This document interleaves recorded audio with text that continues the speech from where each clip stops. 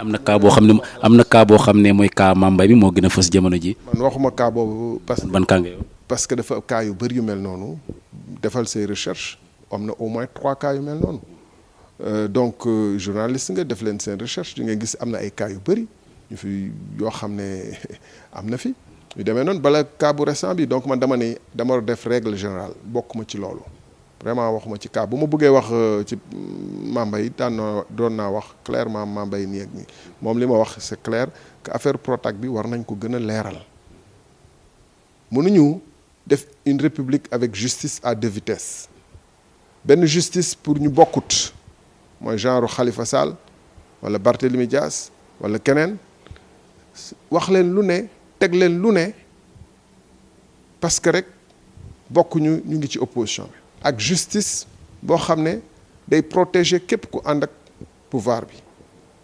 même bu fekkee ni du am sax début d'enquête parce que bu ñu waxee 30 milliards quand même du 1,8 milliard yu ñuy reproché Khalifa Sall du 2 milliards boobu yëngal na république bi lépp ñëpp coow ci mais justice bi dafa nekk inflexible ñu wax 30 milliards yoo xam ne rapport bi d'ailleurs ci gouvernement bi la génnee ndax inspection générale des finances moom moo def rapport am mais la moindre des choses mooy ministère public bi maanaam procureur ak ñeneen def au moins enquête xam ndax am na lu am bu am dara amut ñu bàyyee ko noonu bu am na lu bu fekkee ne am na lu xew ñu jël matuwaay ya ca nekk moo tax tey jii nii de grave dans tout ça c'est que après yi fi jaar yëpp de 1960 ba 2012 dañu dem ba sénégalais lambda bi maanaam citoyen ordinaire dafa jàpp ni république bi du bien commun boo xam ne ñun ñëpp ñoo war a xeex pour république bi taxaw ku nekk war a def sacrifice pour république yi jëm kanam dañ jàpp ni que loo xam ne dañ ko war a jiiroo la ku ci nekk loo ci mën a jël rek jël ko ci moo tax boo xoolee élection yi nii mu mel ni campagne de traite nekkatul campagne boo xam ne république bi day xool def taxaw seetlu xool yan yoon la war a teguwaat pour gën a mën a jëm ci kanam mais dafa mel ni ku nekk da ngay xool lan laay def pour période bi tirer le maximum dugal sama poche dem sama yoon parce que noonu la demee et noonu la ko citoyen ordinaire bi kii loolu jàppee loolu moo tax danger bu gën a rëy bu ñuy guette mooy ñàkk perte de conviction ak d'esprit citoyen bi nga xam ne de plus en plus xale yi mag ñi ñëpp a ngi koy am te loolu bu amee cim réew même suñu devise bi un peuple un but une foi day amatul sens muy dellu ci lu may wax sànq ci Thomas Sankara gis nga un homme politique vrai ak un homme d'ailleurs vrai un citoyen vrai dafa war a dem jusqu'à perdre sa vie pour sa nation moom xamoon na lu ko yóot gaa yëpp ñëw nañu léegi histoire bi wax na yéen ñëpp xam ngeen ni gaa yi ñëw nañ ko di ko dànxaafu ak di ko avertir ci li ñu doon waajal ci moom waaye dafa ne nekk fii di xeex ak ñoom di génne gànnaay yi ak Blaise Compaoré dafa nar a diviser réew mi indi fi guerre civile wala mara day taal yi bu ñu may boom nañ ma boom parce que bu dee ñoom ñoo may pexeel mënu ma ci ñoom dara loolu la un homme d'état di def maanaam sacrifier ce parti comme nañ ko waxoon la patrie avant le parti sacrifier say intérêt personnel sacrifier say guddi pour que réew mi nga xam ne confié na la lépp nga yëkkati ko pas nga koy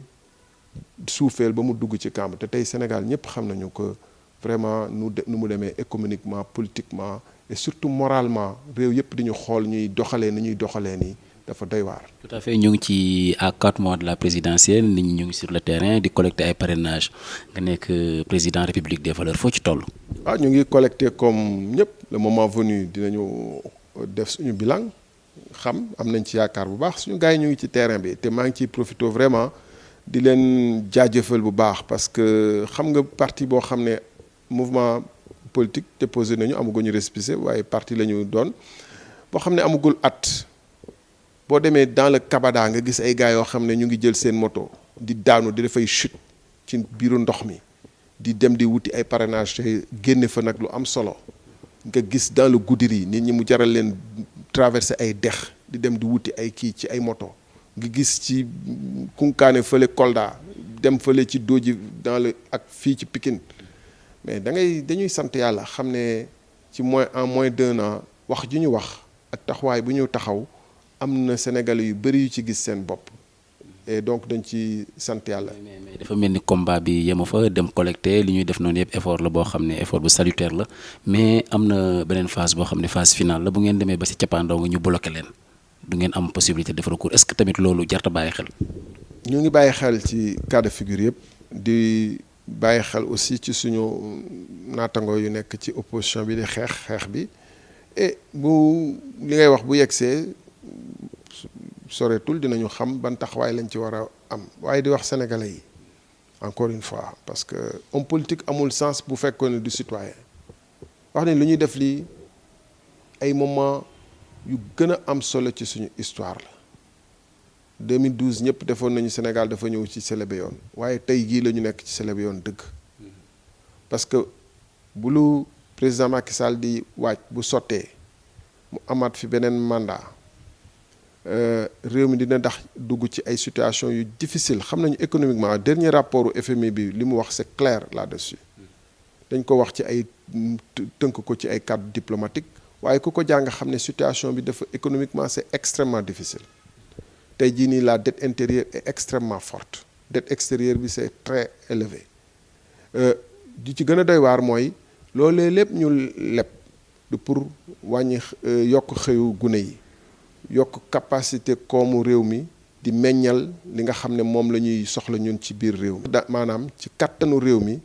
à téye boppam dafa ñu yokkal ay bor te bor yooyu dañuy lebu jiwaat rek pour mun leen fay muy sul bukki sulli bukki lu tax nag gars yi dañu lebal xaalis bi tey parce que xam nañu pétrole dina ñëw dans 4 ans et donc boo xoolee bor yeeg eurobond yi ñuy bàkkoo yëpp sur 30 ans lañ koy fay avec un différé de 5 ans maanaam ñoom dinañ takk seeni bagage dem seen yoon ñu ñëw soxla démarrer waat yaakaar ko ci pétrole bi fekk pétrole boobu tayle nañ ko ba pare ndax at bu ne ñu lebu ay 2 milliards de dollars eurobond de 2 milliards de dollars à 6,75% at bu ci tegu 2019 bu ñuy démarrer rek bu dee ñoom ñoo gagné ils vont tegaat fi benn eurobond à 3 milliards de dollars parce que ñi leen koy lebal am na ay pays africains yu mu dal de ñu leen koy lebal xam nañu nit Sénégal dina am pétrole donc ñoom soxlawuñu sax xam ne Sénégal bu boobaa fan lay lijjante xaalis pour fay lii dañuy xam ni pétrole baa ngi fi donc pétrole bi ngeen di dégg li ñu dab mooy yu nar a dab benn pays Afrique centrale bi nga xam ne am na pétrole mais gis ngeen ni saa yu ne fonctionnaire yi grève fay ñu leen seen salaire parce que pétrole bi revenu yi gazé woon nañ ko bu yàgg teg ko te loolu mooy am ni ak fan yi ñu nekk. de toute façon fi mu ne nii boobu vision la bu xaw a wuuteeg vision bi nga amoon bu njëkk ñu ñëw ci sa relation ak ki nga xam ne moom mooy Idrissa Seck. yaa ngi may wax bala ñuy jàll fan ci ay émission wala ci wax ban. non ci exemple bi ma la njëkk a jox sànq bi ngay wax ne bu ñu demee ba exploiter pétrole bi. Sénégal mën na dem ba mel ni benn Eldorado par rapport ak vision bu xaw a plus ou moins négative bi. dama la nii ci jamono yooyu yi may wax ni amut woon. waaye léegi am na. ci jamono yoon lu taxoon ma démissionné li teewul woon bu amoon ci bés bu ma ko ba ma waxoon lii dama wax loolu damay démissionné. tout à fait moo tax ma ne la. deuxièmement ma ne la encore une fois ku dem ci émission yi di nga gis ni que li ma la waxoon c'est clair que bu ma gisee nag lu war a tax ma am beneen gis-gis. naa ko am heureusement que waxoon naa ko j'ai dit aux affaires de la cité nee naa leen bu ma gisee nag lu tax ma war a changer gis-gis waaye fi mu toll ni gis guma ko nit nag lu muy doxee mooy li nga xam ne gis na ko. tout à fait donc mu mel ni loolu lay wax rek léegi on se comprend léegi ñu ñëw yaa ngi Thiès yaa ngi woyal say activité Idrissa Seck mu ngi fa est-ce que mën nañ xam ban rapport moo leen lié est-ce que am ngeen ay rapport. non politiquement amuñu benn rapport. Maintenant, socialement, humainement, Idriss Seck, c'est j'allais dire un grand frère parce que ñoo bokk koñ. mu doon ànd ak samay grand frère samay cousin amoon ay rapport élevé fort ak sama waajur daan fa ñëw di profité di wax ni que en tout cas li ma gis ci doxalinam ci wàllu réew mi de manière générale les gens de réew mi am na leçon yu ñu mën a jox ci benn fànn parce que moom Idi waa réew mi de manière générale et peut-être moom même moom bien que bokkuñu politiquement amuñu benn rapport gën ñu gisee ça fait peut-être 1 an kooku day leer amuñu benn rapport peut-être am na ñu nekk opposition bi laa gën a faral di gis di gën a diisoo ak ñoom gën leen jege bien qu'on est de Thiès waaye naa ko reconnaître une chose d'abord c'est un grand frère de Thiès kooku socialement mënuma ci yàlla moo ko def et il y a aucun problème. Deuxièmement depuis 2004 lu ne subir nañ ko ñoom waa réew mi lu ne à Thiès am na ci ay cadres yoo xam ne du ma citer seen tur bu fekkente ni amuñu woon gëm-gëm def nañu ni ñi nga nekkoon fi ay ancien premier ministre wala ancien ministre de Wade wala dem rejoindre le camp du pouvoir waaye wane nañu constance ak gëm li ñu doon nekk ci opposition wax ma mu metti parce que nit ki da ngay dund sa dund di yaakaar ci sa ñaq pas ci nguur wala ci loolu nekk ci opposition lu ne ñu def leen ko waaye ñu résister loolu noonu il faut ñu sénégalais yi di jàng aussi di reconnaître qualité ñenn ñi mais mun nañu wuute gis-gis politique maam moom bokk ñu benn gis-gis politique loolu day leer. mais ba léegi est-ce que mën nañ xaar benn lëkkaloo boo xam ne diggante République des valeurs ak réew mi. wax ci présidentielle bii di ñëw. encore une fois nee naa la li ma wax mooy ci langue politique bi am na ñu ma gën a jege ñu may waxtaan peut-être guddeeg bëccëg waa réew mi bokk ci mais pour l'instant ñun lu ñuy liggéey muy leer nañ mooy dem collecter parrainage pour République des valeurs mun a présenter wu en tant que candidat à la présidentielle loolu day leer parce que keroog dama demoon ci benn lancement programme am li ma wax ñu ne man dama bëgg a jàppale kooku loolu tax amul lenn lu ma fi wax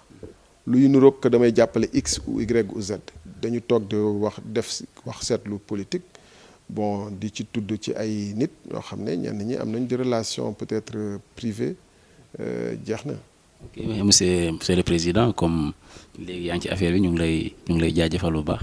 maa leen di remercier di vraiment féliciter pour ci liggéey bi ngeen di def ak aussi audace bi ngeen am Sénégal presse daf ci am solo li ngeen def lii pour démocratie gën a avancer presse daf ci am solo lu ñu seetlu kat nag mooy tey jii nii maanaam état bi ci pexe yu bëri dugal na loxoom ci presse bi pour citoyen bi gën a mën a réer gën a bañ a ràññee gën a bañ a xam lu xew donc lu ngeen def lii dafa am solo bu baax a baax jox acteurs yëpp kàddu ñu wax seeni gis-gis objectivement laaj objectivement ñu ngi leen di ciy gërëm di leen ci sant.